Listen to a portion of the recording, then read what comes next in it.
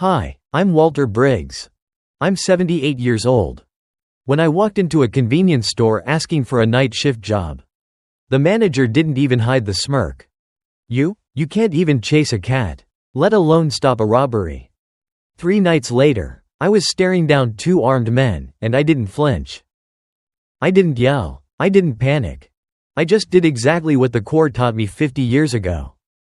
You ever wonder what happens when a country forgets who it's made of? Ellipsis. I didn't walk into the quick stop looking to prove anything. I just needed the job. They had a little sign taped to the smudged front window. Now hiring, overnight shift, must be reliable. I figured I qualified. I've been showing up, on time and ready, since 1965. The girl at the register didn't even look up when I walked in. Mid-20s maybe, tapping her nails on her phone, chewing gum like the world owed her something. I told her I was here for the overnight position. That got her attention. She gave me the once-over like I was a stray dog that wandered in from the heat. "Are you serious?" she asked. One brow raised. I said yes. "You're, how old?" 78. I told her. I served in the Marines. I don't sleep much. That made her laugh. Loud, cruel. She called to the guy stocking shelves in the back. Said, "Hey Kev, this dude thinks he can handle night shifts." He looked up, smirked, and went back to stacking Doritos. I should have walked out right then. But I didn't. Maybe it was pride. Or maybe I'd had enough of being treated like a lawn ornament. Some people retire and fade into a golf course. I didn't. I've buried too many brothers to waste the time I've got left. So I filled out their damn form.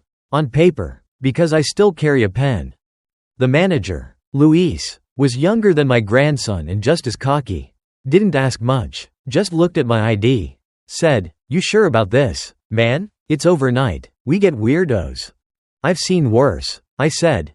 He shrugged. "Fine. You start Tuesday, midnight to 6 a.m. No welcome, no handshake. Just like that, I was back on duty. That first night was quiet. Second night, same. I cleaned the coffee machine, restocked candy bars, fixed the CCTV monitor nobody else had touched in months. I didn't mind the silence. But the third night changed everything. I was behind the counter, doing inventory by hand, because the system crashed again, when the chime rang. 2 of them, hoodies, faces half covered. One was holding something tight in his right hand. The way he walked, I knew, that wasn't a bluff, that was steel. They didn't shout, they didn't have to. The taller one stepped forward and said real calm, "Empty the register, old man, slow, no funny moves." He expected me to panic, maybe freeze, maybe beg. Instead, I remembered a different voice. From a different year. Breathe. Count. Move second, not first. My old CO drilled it into us. Ki-san, 68. I counted. 1, 2, 3. Then I did what I was trained to do. 50 years ago.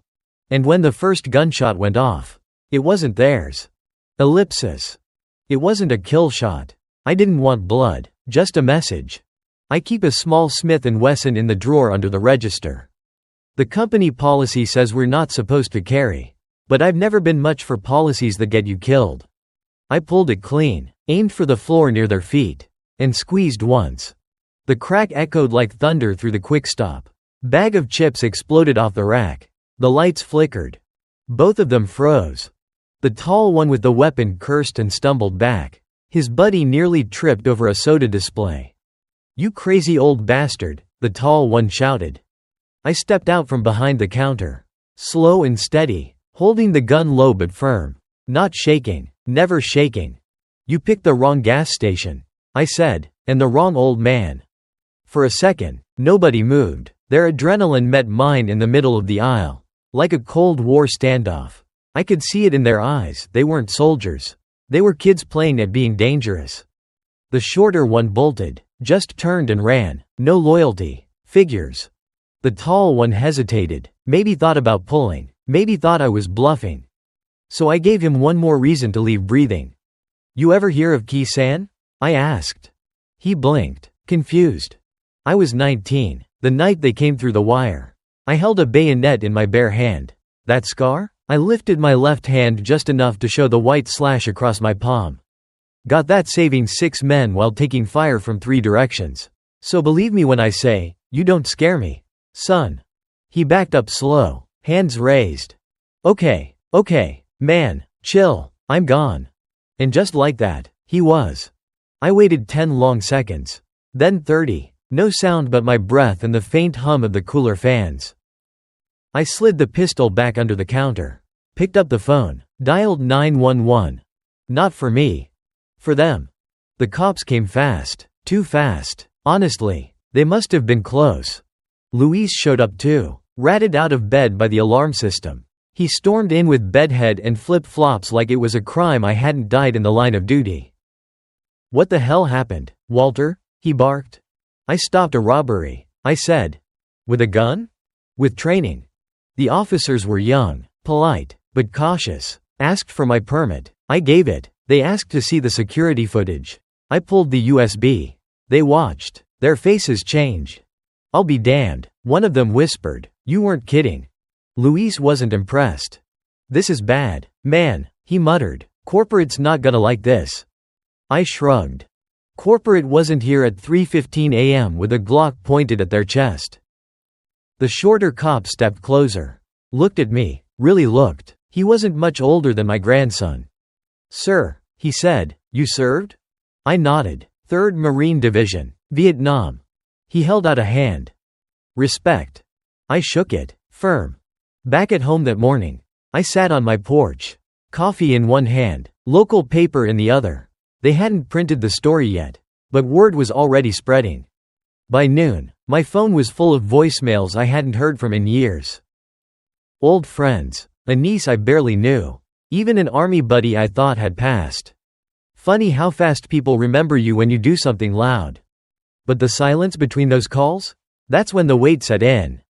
This wasn't glory, it was survival. Again, 50 years later and I still couldn't live in peace.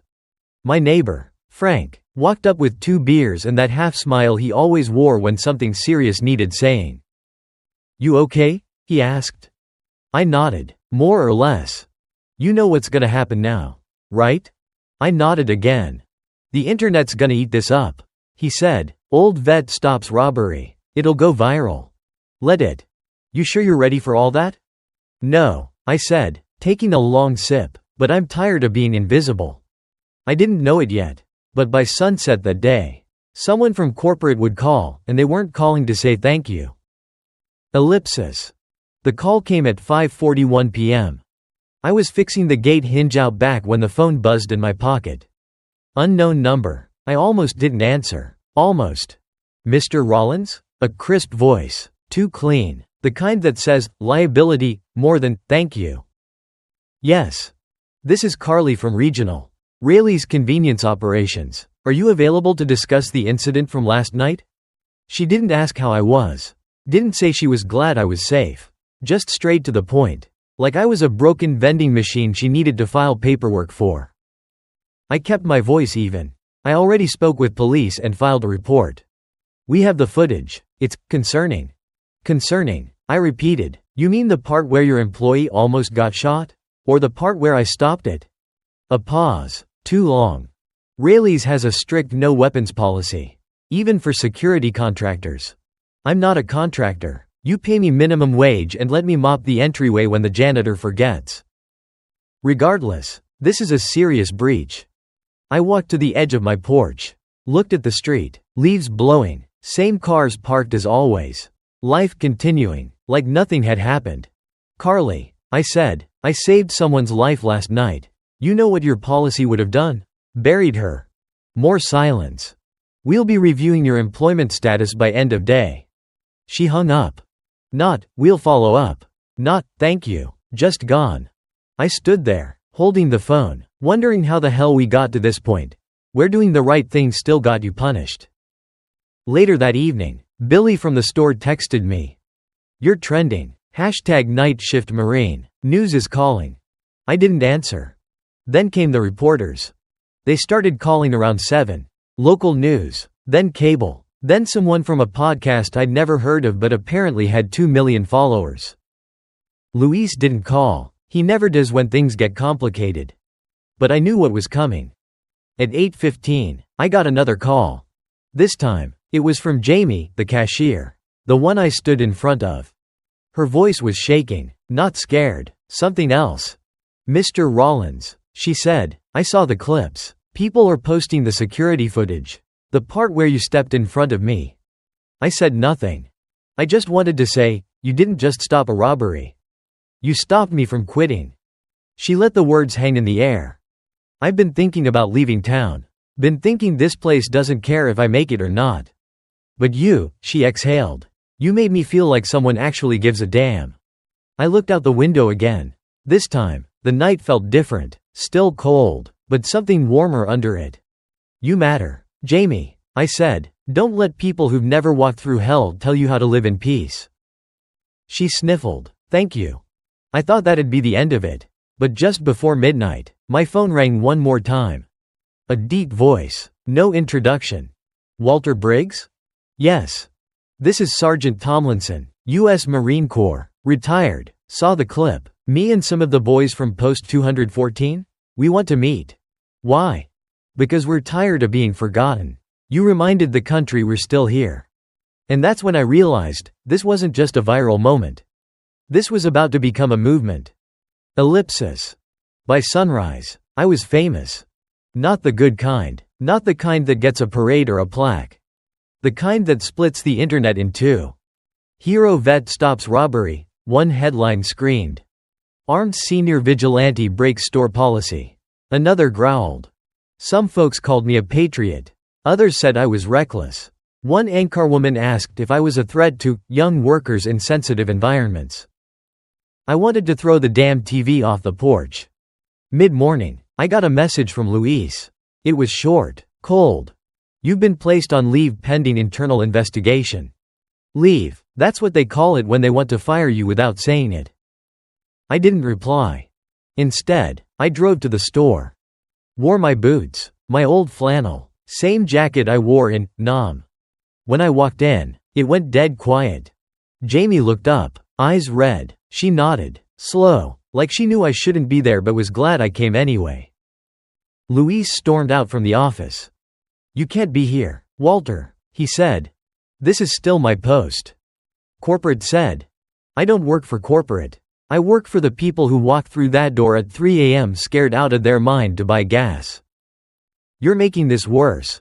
I stepped closer, lowered my voice. "I bled for this country, Luis. And I bled so some kid making minimum wage wouldn't die behind a counter. You can fire me, you can shame me, but you don't get to tell me I don't belong." He didn't answer, didn't have to. By the time I walked back to my truck, 3 customers had stopped me. One shook my hand. One cried. One gave me a damn pie. That night, I got a knock at my door. Frank stood there, my neighbor, Vietnam, like me. Behind him were 4 other vets. All older, all tired, all carrying folding chairs and 6-packs. Frank just said, "We're not letting them erase you." We sat out there for hours. Didn't talk much, didn't need to. One by one, others joined. Someone from the VFW post. A kid who served in Iraq. A mother who lost her son in Afghanistan. They brought coffee, signs, stories. By midnight, my lawn looked like a protest. Or a homecoming. The next morning, a news van rolled up. Then another. They asked if I planned the gathering. I told them the truth. I just stood where I was supposed to stand. The rest showed up because they're tired of disappearing. By noon, #StandWithWalter was trending. Corporate hadn't called again. But someone else did. Senator Briggs. No relation, but he knew the name. "Mr. Rollins," he said, "I served too. And I think what happened to you is a disgrace. I'd like to speak about legislation protecting veterans in civilian jobs." I didn't have words at first. Then I said, "I didn't do this for politics." He replied, "Neither did I did it because we've all had enough of being disposable." And just when I thought it couldn't get louder, I got a letter, not an email, not a text, a letter, hand-delivered, on White House stationery. Ellipsis. The envelope was cream-colored. Heavy paper. Embossed seal. Delivered by a man in a suit too crisp to be local. He didn't say much, just handed it over, nodded once, and left in a black sedan that didn't belong on my street.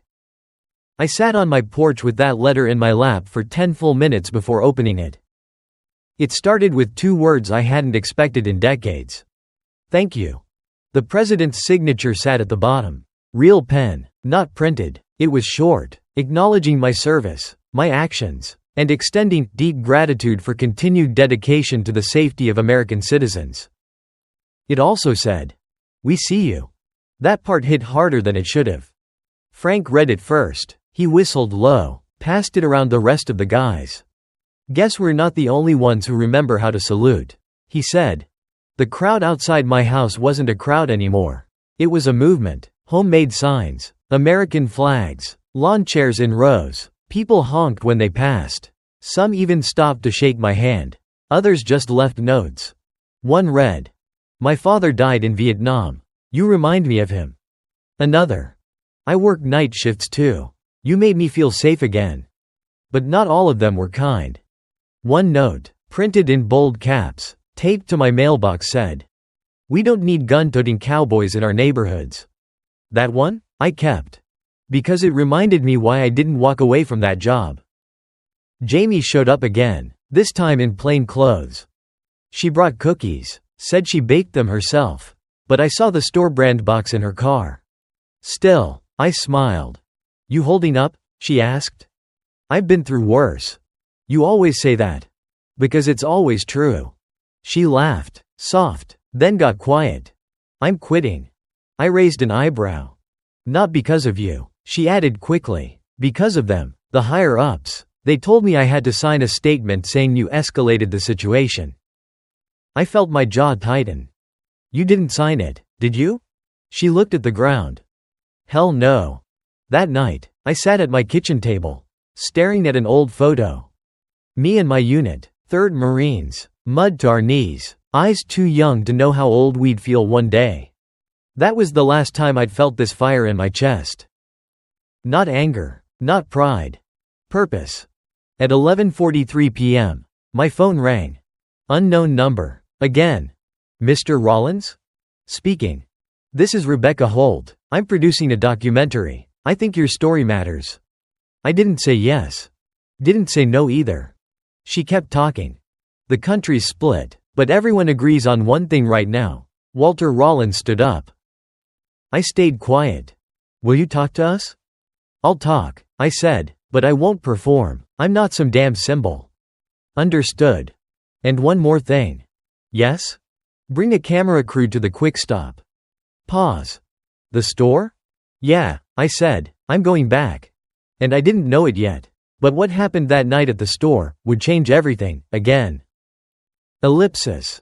The crew showed up before sundown. 2 cameras, a sound guy, and a woman named Rebecca who looked like she hadn't slept in 3 days, too focused. Too intense. And carrying a binder thicker than a Bible. She didn't waste time. "You walk us through it. Moment by moment, what you felt, what you saw, and when we cut to B-roll. We want shots of the counter. The aisle. Your jacket." "My jacket?" She nodded. "It says something. It says I've had this damn thing since '74. "Exactly." I let out a breath and agreed. We shot the first segment outside the quick stop. The same cracked sidewalk. The same flickering neon sign. Only now, I wasn't invisible. People gathered. Some curious, some supporters. One man in a Tesla sneered and called me, the gun nut grandpa. I didn't react. But Frank did. Walked straight over, tapped the guy's window, and said, "He's more American than your entire stock portfolio." Rebecca's questions were sharp. "What went through your mind the moment you saw the weapon?" "Training, muscle memory, and one very loud instinct, protect the girl." "Were you scared?" "Of dying? No. Of failing her? Absolutely." "Do you feel you were right to bring a gun to work?" "Right?" I paused. "Ma'am, when a man's lived long enough, he stops worrying about being right. He starts worrying about doing what he can live with." At one point, we moved inside. The store was open, but quiet. Jamie had texted the current shift manager, someone I hadn't met, and gotten us 10 minutes without customers. I walked to the counter. Placed my hand on the same spot where I grabbed the pistol. I felt it all again. Not just the fear, the weight, the certainty. Rebecca asked, "Do you regret anything?" I stared at the empty register drawer. "Yeah, I regret that I had to." Later, we wrapped. Rebecca turned to me, her tone shifting. "Off the record, Walter, what's next?" I didn't answer right away. Because honestly, I didn't know. That night, I sat in my den watching old VHS tapes. My wife had labeled them in blue marker, summer, '98. David's graduation, Dad's army story. I played that last one. There I was, 30 pounds lighter, voice steadier, my son filming as I told the story of a buddy who didn't make it out of Quang Tri. When the camera zoomed in, I paused the tape. My eyes back then looked the same as now. Tired, alert, carrying something no one had words for. The doorbell rang. It was Jamie, again. This time, she held an envelope. "They fired me." "What?" I refused to sign the statement. They said I violated protocol by talking to the press. I felt the blood rise in my chest. "They're gonna spin this," she said, voice cracking. "They're gonna make it like I made it up." "You didn't." "I know, but I'm just a kid. Walter, no one believes kids." I leaned forward. "They'll believe you now, because you're not standing alone." That night, I didn't sleep. Instead, I sat at my kitchen table with a legal pad and started writing names. Old Marines, friends, journalists, anyone I'd served with, anyone who still owed me a favor. Because now this wasn't just about me. It was about every vet passed over, every worker discarded, every kid silenced.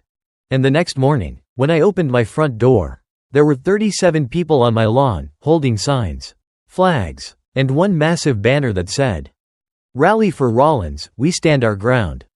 Ellipsis. The banner stretched across my entire yard. "Rally for Rollins, we stand our ground." It wasn't some viral stunt anymore. It was real people, veterans, store clerks, moms with strollers, truckers on their day off. One guy drove in from Kentucky. Said he saw my face on YouTube and just had to be here. I didn't ask them to come, but I wasn't sending them away either. News vans parked across the street. Again. They set up tripods, boom mics. One lady in a pantsuit shoved a camera in my face. "Mr. Rollins, are you leading a protest against corporate policy?" I shook my head. "No, ma'am, I'm standing on the same porch I've stood on for 30 years. People just happened to notice."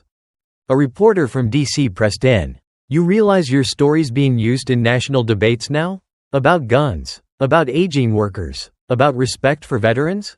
I looked right at the lens. Maybe if the country respected its elders before they went viral, we wouldn't need a debate. Mic drop. That afternoon, I got another call. "Luis." Voice tight, nervous. "Walter, corporate's folding. They're offering your job back. Public pressure's insane." I didn't answer right away. "You'll be back on nights. Same hours. And they want you to sign a non-disclosure agreement." That broke it. I laughed, long and bitter. "So they want my silence." "It's standard." "No, Luis, it's not. It's cowardice dressed in legalese. You want the job or not?" "I want what I earned. I want my dignity back. And I want Jamie rehired." She quit. She was pushed. Another pause. "They won't go for that. Then they can keep their damn job." That night, the porch was packed again. Jamie sat beside me, holding a thermos of cheap coffee and trying not to cry. "Thank you," she whispered. "For what?" "For not making me feel crazy." "You were never crazy," I said. "You were just early." Just before midnight, a new face arrived. A woman in military blues. Short, strong build, sharp eyes. Sergeant Major Denise Hall. She introduced herself. "Retired, Pentagon liaison. I'm here on behalf of someone who's been following your story very closely." She handed me a card. Simple, heavy stock, no title, just a phone number. "Who is this?" "Someone who wants to make sure your voice doesn't fade after the cameras leave." I stared at that card for a long time. Could have tossed it. Could have let it collect dust with the rest of my old medals. But I knew better. The fight wasn't over. It was just getting louder. And when I finally dialed the number, the voice on the other end said something I never thought I'd hear again. "You up for one more mission, Marine?" Ellipsis. I didn't tell anyone what happened that night. Not the cops. Not the store manager. Not even Debbie when she called the next morning asking how I was holding up. I just told her, "Store's still standing." That was enough for her. But for me, that night didn't leave me. Not for a second. I couldn't sleep. I sat in my recliner with the lights off, watching the window like I used to watch the jungle, listening for footsteps that weren't there, holding on to silence like it might split open. Around 5 a.m., I finally got up, made some black coffee, and sat out on the porch. The sky was starting to bleed into light, and I could hear the world yawning awake. Trash trucks, birds, a dog barking somewhere down the block. But all I could hear was that kid's voice again. "You should have been dead already." I kept replaying it, not out of fear, out of curiosity. I wasn't angry. I wasn't sad. I was unsettled. That's when the text came. "We need to talk. Today." It was from Jim, my shift manager. Now, Jim never texts. He calls. And if he texts, it usually means one thing. Something bad is brewing. I got dressed, pulled on my old denim jacket, and drove over to the store. It was early. The sign still flickered, open 24 hours. But the parking lot was mostly empty. Jim was already waiting inside, arms crossed, that clipboard in hand. "Hey, Walter," he said. I nodded. "Morning." We stood there for a second, not speaking, the kind of silence where both people are waiting for the other to blink first. Then he sighed. "You mind telling me what the hell happened Tuesday night?" I didn't blink. "You saw the tapes." "I saw the tapes," he said, eyes sharp. "You froze the store camera, took out a man with a gun, and then walked around like you were just grabbing a bag of ice. You didn't file a report. You didn't call me. You didn't even write a damn incident log." I let the words sit. He wasn't wrong. I didn't think it was necessary. I said. Jim looked like he wanted to throw the clipboard at my head. "Necessary?" he repeated. "Two guys tried to rob this place with guns. And you, what? You John Wicked them into submission and went back to stocking jerky?" I let out a short breath. "If I called you," I said slowly, "they would have made me the story. The store would have been a headline. You'd be answering to corporate. They'd shut it down for investigation. You'd be out of work. Everyone would." His mouth opened, but no words came. "So yeah," I added, "I handled it." Jim just stared at me. "You're not wrong," he muttered. But then his voice changed, lower, slower. "Look, Walter, there's something else." He pulled out a sheet of paper, slid it across the counter. It was a printed email from someone at corporate. The subject line hit like a hammer. Incident footage from store number 212, disciplinary review pending. My stomach didn't move, but my jaw clenched. "They're calling a meeting," Jim said. Legal. They flagged the footage, said it was use of force by a non-sworn employee. "They think you violated protocol." "I saved your store," I said. He nodded. "I know. Stopped 2 armed criminals." "I know. And now I'm the problem?" Jim looked away. "You're not the kind of problem they know how to classify." I looked down at the paper. And for the first time since that night, I felt something that wasn't just cold steadiness. I felt heat, old heat, not rage, but something deeper. I leaned in close. "You tell them this," I said. "Tell them when a 78-year-old former Marine saves a store with nothing but instinct and memory. You don't fire him, you thank him." Jim didn't speak, he just nodded. Then I turned and walked out. The wind hit my face like a challenge. Let them come. Let them try to make me feel small. I've stared down worse. That evening, a black SUV pulled up outside my house. 2 men in suits got out. Not cops, not corporate. They knocked once. "Mr. Briggs? We're with Homeland Security." Ellipsis. The knock was firm, measured.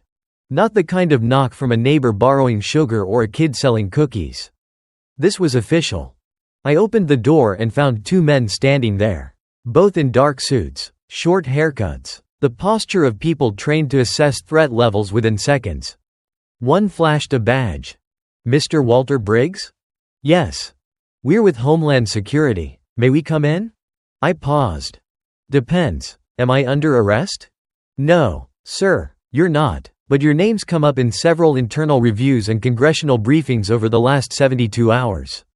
We're here because some people think you started a fire. Others think you lit a signal." I stepped aside. "Come on in." We sat in the kitchen. The coffee was already made. I poured 3 cups. No cream, no sugar. Just how I always drank it, black and hot enough to keep your spine upright. The taller one spoke first. "You're not in trouble, Mr. Briggs. But what you did, stopping that robbery, refusing the NDA, refusing to back down, it struck a nerve. Veterans, civil rights groups, blue-collar workers, they're all looking to you now. I didn't ask for that."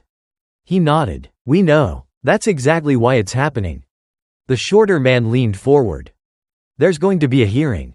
Congressional. They want you to testify." "About what?" "About why people like you feel like they've been erased." I sat back in my chair. "You want me to stand in front of cameras and say what everybody already knows?" "We want the country to hear it from someone who never asked for the mic." I didn't answer right away. Because I knew what they were really asking. They wanted me to be a symbol. Not just a guy who did the right thing. They wanted to package me into something cleaner. Something marketable. A headline they could point to and say, "See, we care about veterans. We listen." But I wasn't interested in being useful. I was interested in being honest. 3 days later, I was in D.C. They flew me out, booked a room near the Capitol, gave me a rundown of the questions I might face. A young aide named Melanie handed me a folder and said, "These are the talking points. Stick to them if you can." I didn't even open it. The hearing room was colder than I expected. Not physically, emotionally. Suits everywhere. Flashing lights. Rows of faces pretending they hadn't already made up their minds. When they called my name, I stood. Walked slowly to the table. Laid my hands flat. And looked out at a sea of eyes waiting to spin my words. I spoke plainly. "My name is Walter Briggs. I served in the United States Marine Corps. I cleaned toilets for 3 decades after that. Then I took a job as a night shift clerk because retirement doesn't cover rent anymore." A few heads turned. I didn't ask to be noticed. I just refused to be forgotten. I paused, looked at them all. "You want to know what veterans need? We don't need parades. We don't need bumper stickers. We need to be trusted to stand, not just for our country, but in it." I held up the envelope from the president. "I got this 2 days after I stopped a robbery. It says, 'Thank you.' But the store said, 'You're fired.' So which one am I supposed to believe?" The room went quiet. Real quiet. Because I hadn't just said what I felt. I'd said what millions couldn't say for themselves. And they knew it. Back home, the porch was quiet again. No cameras, no banners, just the sound of wind brushing through dead leaves and the creak of my old rocking chair. Jamie came by that evening. "They aired your testimony," she said. "People are sharing it like wildfire. You're trending again." I shook my head. "I didn't do it for that." "I know," she smiled. "That's why it matters." She handed me a folded flag. The one from the store. Said someone had mailed it anonymously. No note, just a return address, Semper Fi. I unfolded it, slow. Held it in my hands. That night, for the first time in months, I slept without checking the door. Without wondering who might come next. Because I knew now. I didn't need to carry the country on my back. I just needed to remind it what a backbone looked like.